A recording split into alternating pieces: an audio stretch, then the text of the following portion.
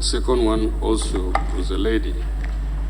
And as far as it is now, your ministry is the most important, because 70% or 60% of Nigerians are living below poverty level.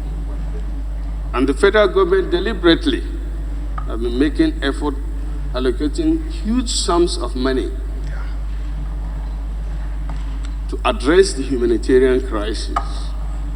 And you are also coming at a time when the whole world organizations that are in charge of humanitarian issues are concerned about the escalating humanitarian crisis in the country. And this is not because the government is not doing anything, but because it is not getting down to those that are affected. You know the circumstance that led to the relief of your predecessor.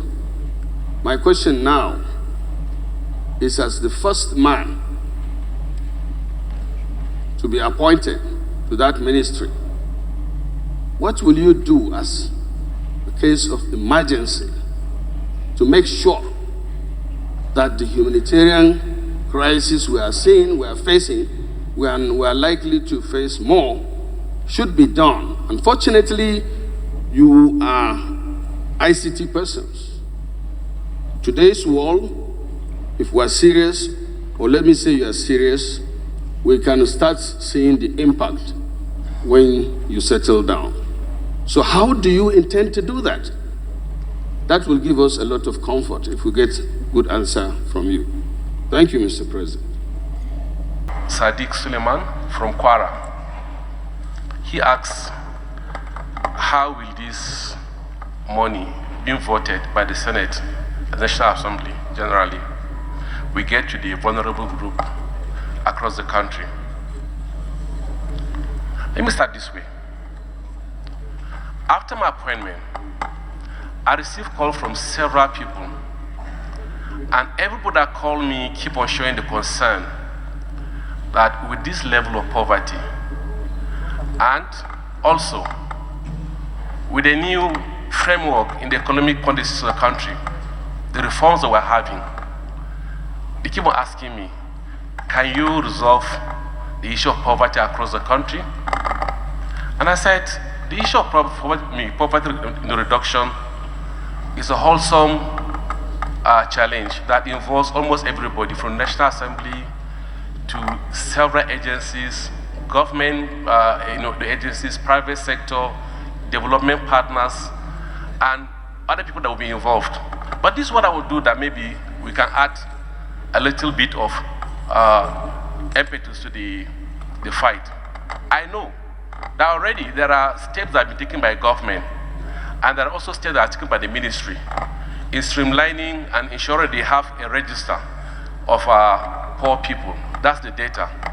And once you want to address any issue in the 21st century, the first thing you do is you get data, because data is a king in resolving challenges in the 21st century. And this is what we may do as a country or as a ministry if given the opportunity. First is to work with agencies that we need the data from them. And the first thing we need to do is, if given the opportunity, because while in INEC, we work with the National Population Commission in getting the geospatial data of Nigeria. And if you look at the NPC delimitation, it delineates Nigeria into the six geographical zones, the 36 states plus Abuja making 37, the 774 local government, then the wards, and in the wards, it goes further and delineate the wards into what they call enumeration areas. And the enumeration areas become the smallest unit that they use in distribution, in dispersing facilities. And that was what INEC has been using in aggregating that data to form what they call polling unit to ward to local government to state, and then to the country.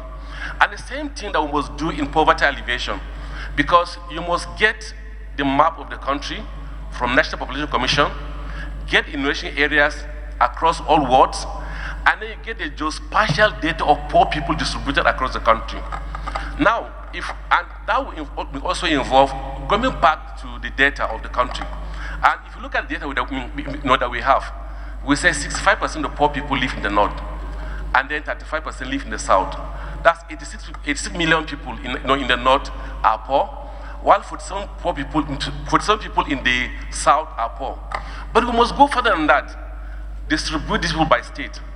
Distribute these people by local government. Distribute these people by enumeration areas. And once you can do by ward, then enumeration areas. And by enumeration areas, then you know how many people are in that community, how people are poor. And then when they're sharing materials, you cannot distribute the materials not going to a state. You can't say you are sending 10,000 bags of rice to Plateau. No. You are sending 10,000 bags of rice to Plateau. So number will go to the central zone. So number will go to a local government. So number will go to a ward. So number will go to an enumeration area based on the level of poverty. Now, because most time when you look at the statistic, because there's no geospatial distribution of the poor people, you can't even determine how people are actually captured in your own senatorial zone, or in your own ward, or in your own community. But by just doing this alone, we cannot distribute materials to the last mile in the country. And that will help in getting data. We can just get a dashboard. The dashboard will be visible to the Senate, to the House of Rep, to the people providing the funding, that's the international partners, to the whole country. And the visibility will bring transparency, will bring also the distribution of material across the people down to the last mile. I think that would be the easiest way that we can ensure that everybody in the country that needs to get a relief material will get it. And that will also help the senators, the House of Rep, for the oversight function, will make it very easy for them, because it's a dashboard for them to check, and they can make confirmation in the communities, in the rural community, and that will help us as a country to fast track the process of ensuring that we get materials to the people as fast as possible. That's the first, by ensuring that we deepen technology in distribution of relief materials to the poorest of the poor. Senator Lingi.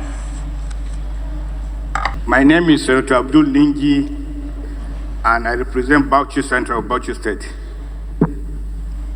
Mr. Chairman, let me join you in welcoming my younger brother, Prof, and members of the House and his delegation to the Senate Chamber of the National Assembly.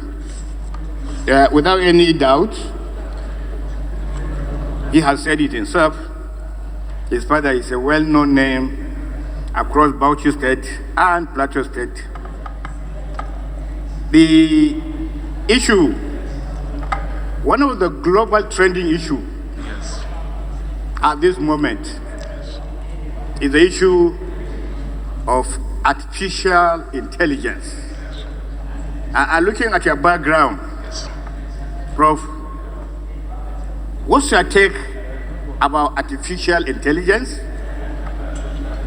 and how does paying attention to the issue of artificial intelligence benefit Nigeria? That is my question.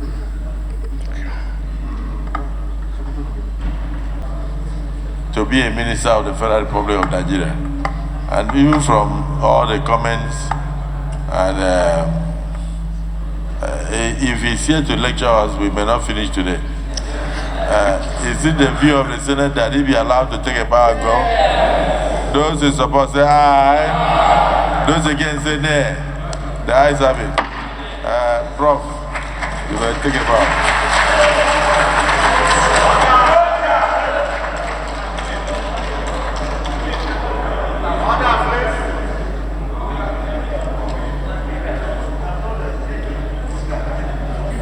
No clapping in the Senate, please. No clap. Right, Honorable. See you.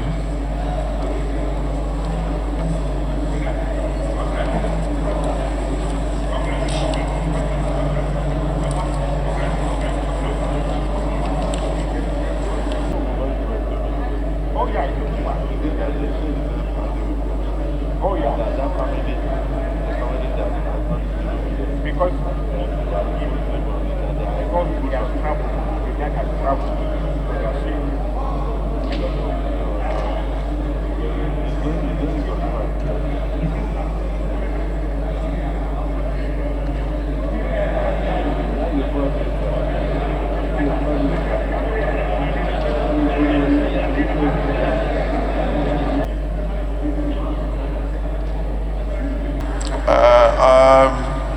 the nominee will just summarize your name and summarize your resume before Nigerians. You have the floor. President of the Senate and Chairman National Assembly, Your Excellency Senator Gosbill Apabio, GCON,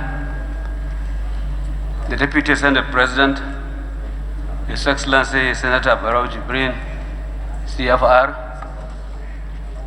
my very important friend and brother, Your Excellency, I need to say that he has done very well to us in the 9th Senate.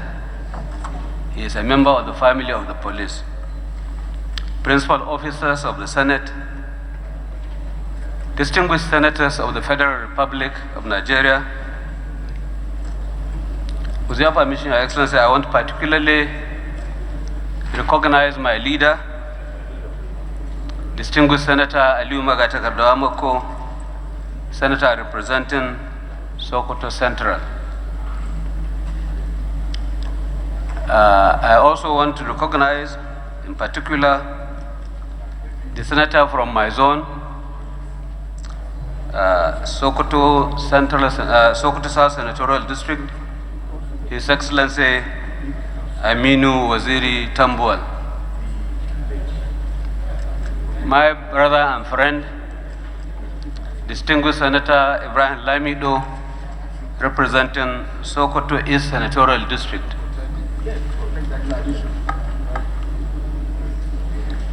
Your Excellency, sir, permit me quickly to give special recognition to my brother senators from my neighboring states of Kebbi and Zamfara,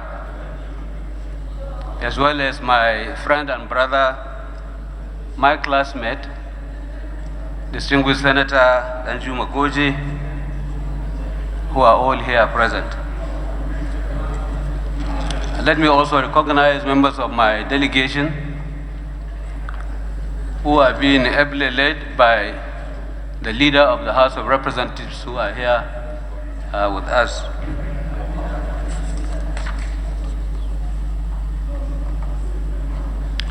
Your Excellency, let me first give glory to Almighty Allah, who has given me this golden opportunity to once again stand here in this very hallowed chamber before Your Excellency. I want to especially thank Mr. President for giving me this opportunity to once again serve my dear country.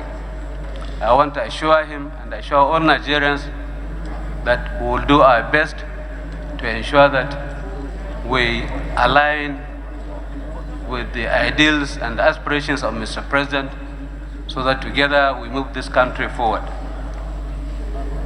I want to specifically thank my governor, His Excellency Ahmed Ali Sokoto, for supporting me, for finding me worthy of recognition and recommending me for this appointment. I thank His Excellency and I thank all the distinguished senators who are here, and I want to say thank you and God bless. Yes, the nominee conduct. Sergeant at Arms, please go round and collect all the resumes and extract the code of conduct. The Senator Lado, all we need here is just the acknowledgement. We don't need to know his properties or his bank accounts. So his code of conduct form should never be attached. So all of them, if they have attached their code of conduct form, tear out the code of conduct forms and return to them. We don't need. the code of conduct forms. So, Mr. President, my dear colleagues, I'm highly honored to comment about the nominee before us, who is my childhood friend, whom I know some 70 years ago, or something like that. 70 years. When we were just about 2 years, we met, not even before you went to primary school. So, President, the young man before, the gentleman before you, Senator Begred Njadi, my classmate in primary school. Secondary, also worked together in government as farm secretaries. Before he became secretary to the government, I became a deputy governor. And then later on, when I became a governor, he became a minister, and so many other things that happened in our lifetime. Mr. President, I want to briefly talk about this gentleman here for you. What I must add that he had the required patience to serve in the assigned ministry. He is a top negotiator. I know he was in the government. He have spent so many meetings with labor and other matters through his career as civil servant. So I'm confident that we're going to be very proud of him in the ministry of why he's being assigned. That's all the what I want to say. Thank you, Mr. President. thank you. Distinguished Senator Reid. By the indulgence of the Senate and the leave of the President of the Senate, a senator may make a personal explanation, although there may be no question before the Senate. But no controversial matter may be brought forward, for none may be debate arise upon the explanation. Yeah, noted. Sir. Noted, go ahead. Okay, sir. Thank you, sir. To talk on the person before us, who is a former minister of the Federal Republic, immediate past former minister, who was fortunate enough to be the only person that has been returned from those ministers that were appointed. The second, I have been corrected, the second. And for that reason, I think he was once here. He underwent a serious, rigorous screening, and I believe he is somebody that is competent. I have ever worked with him in this former Sokoto State civil service. He was someone who rose through the ranks to become what he is today. A very, very gentleman that you can vouch for his behaviors. I therefore think, Mr. President, this place being a serious chamber, we should allow this man to take a bow and go. Yeah. Thank you, Mr. President. But Yadi, Katugan Sokoto. Katugan Sokoto. Yes, sir. Your second missionary journey. Yes, sir. Yeah, we have record in the Senate of the Federal Republic of Nigeria that we have had cause to screen you thoroughly, yes, and found you worthy to be a minister of the Federal Republic of Nigeria. We are even surprised that you served diligently, and then Mr. President has looked at your record and decided to return you as a minister. You were here in 2019. Yes. And you were screened by the Senate. You served as a minister, and you have been returned again today. So I don't know what new we are going to ask you. But all we can say is that, based on the prevailing economic circumstances, what are the new innovations you think you add to your portfolio now that you are coming in? After that, you take a bow, and then you can go. Thanks. About the ministry that I'm going to join. Your Excellency, I have not gone to the ministry, but from the resume of my CV here, you will see that I have served as a permanent secretary in over about 10 ministries. And of these ministries, I have served in core ministries, particularly Ministry of Education, Ministry of Health, and the Ministry of Establishment, where you deal with labor organizations, labor unions, and I had the opportunity of serving as a chairman, state negotiating council government side, and we dealt on a lot of issues relating to labor matters. So this is not the first time I'm coming here to give my contribution on harmonious responsibility, harmonious relationship between government and labor. I know what it takes to negotiate and to do it patiently and to listen to our friends from the other side. What is most important is to ensure that we motivate them, we listen to them, and we try to carry them along. I'm ready to do this, provided I have the support and cooperation of this hallowed chamber, because it's all about need of one thing or the other, and we can only get this through this hallowed chamber, Your Excellency. I want to say I'm ready, and I will be willing to take everybody along and to serve this country to the best of our ability. Thank you, Mr. President.